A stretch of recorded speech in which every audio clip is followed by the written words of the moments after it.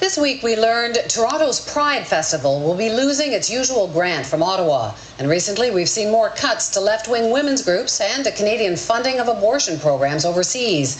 So what's behind all this? Well, a new book suggests that a militant brand of Christian conservatives helped drive some of these changes. I'll talk to the author in a moment, but first, tonight's question. Is the Christian right changing Canada?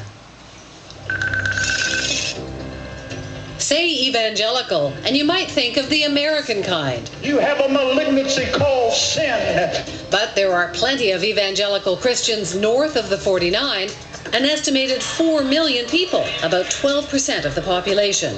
And many new immigrants of other religions share their socially conservative views. Continue to desecrate marriage. And the way evangelicals vote is changing. Pollsters say they are abandoning the Liberals for the Conservatives.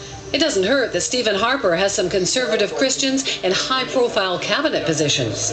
And God bless Canada. The same-sex marriage debate lit a political fire. On radio, today we will read straight from the Bible. TV, online, from the pulpit, and on Parliament Hill, social conservatives are getting their message out. And about more than just marriage. Their network seems to be growing.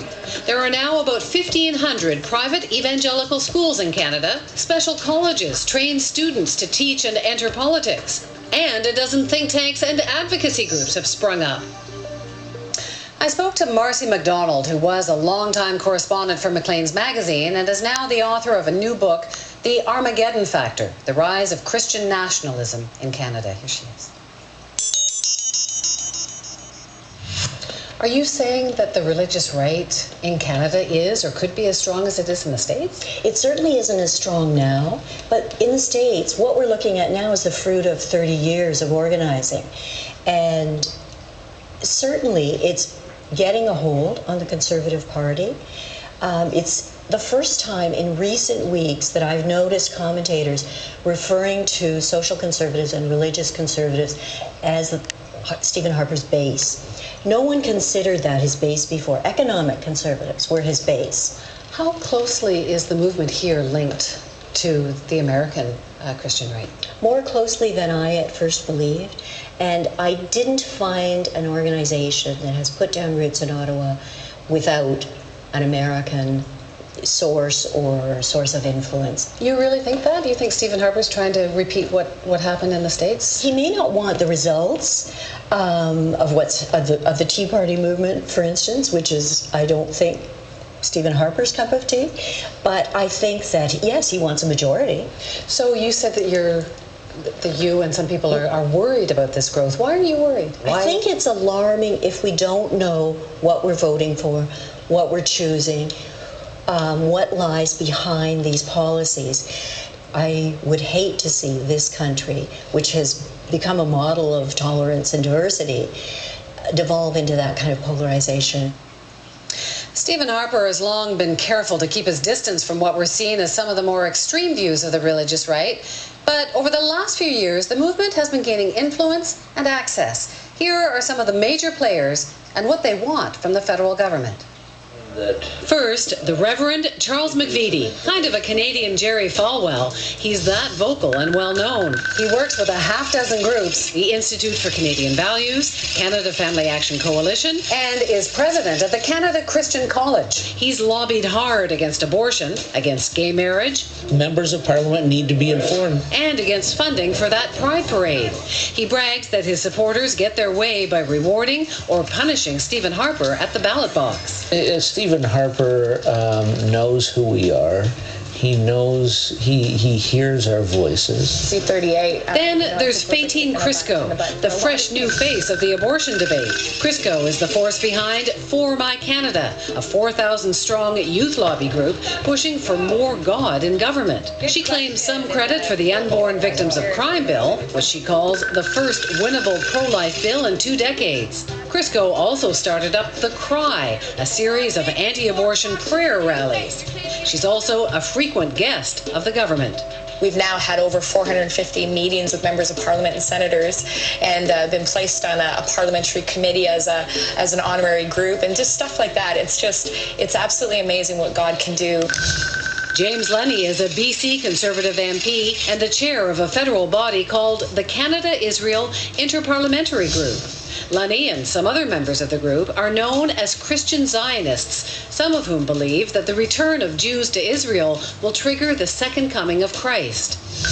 Then there's Brad Trost, Conservative MP from Saskatoon. He's also spoken against funding for Toronto's Gay Pride Parade and was the first to publicly call on Canada to cut foreign aid money for abortion.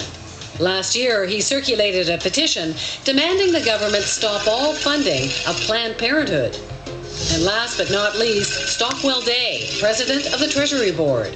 Day has ties to everyone we just listed and is a devout Christian. Though he was ridiculed in the media a few years back for suggesting that Adam and Eve walked with the dinosaurs, he's still widely seen as the leader of the religious right on the Hill. He's also linked to a group called Watchmen for the Nations, which says, "We believe God means Canada to play a role in preparing end time."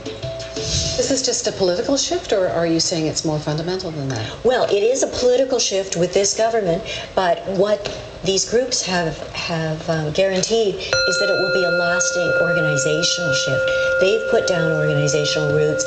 They have huge databases. They're very well connected online. So they have gotten themselves organized as a community, and they're not going away. That may be the left good. wing was pretty entrenched. That's right. And held sway for many years. That's Maybe right. it's just the turn for somebody else. Well, it may well be, and it's not my place to say where Canada should go. I just don't want people to sleepwalk into this, to blissfully harbor some idea of Canada that hasn't existed for some time. We have a very strong, organized Christian right. Not nearly as organized as in the United States, but it is growing, it is here to stay, and it's determined to have a voice in government. And the most militant wing is determined to turn Canada into a Christian nation. And what does that mean?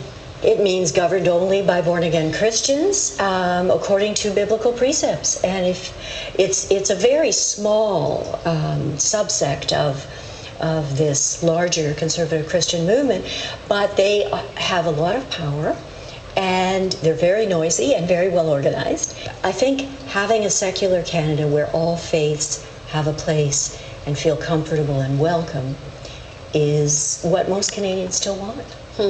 And what about Stephen Harper? Where does he fit in that? Does he want I think he wants a majority government. And that's his chief concern. Is he willing to put more religion into government? Or does he want to? Well, I would be the last person to know the mind of Stephen Harper. But I think he has already put more religion into government. And it may not be a personal choice as much as a strategic choice. And I'm always reminded when people say, well, there's nothing really big happening. Everyone was sitting around waiting for him to suddenly bring in an anti-abortion law. That's not going to happen. It's going to be incremental. If you've got comments about this, make sure you check out our website and let us know what you think. Please go to cbc.ca/thenational. And just ahead on the program, Canadians in Haiti. 4 months after the earthquake, CBC News has embarked on a huge project documenting the lives of the Canadians who died in the tragedy. Jean Civil was one of them.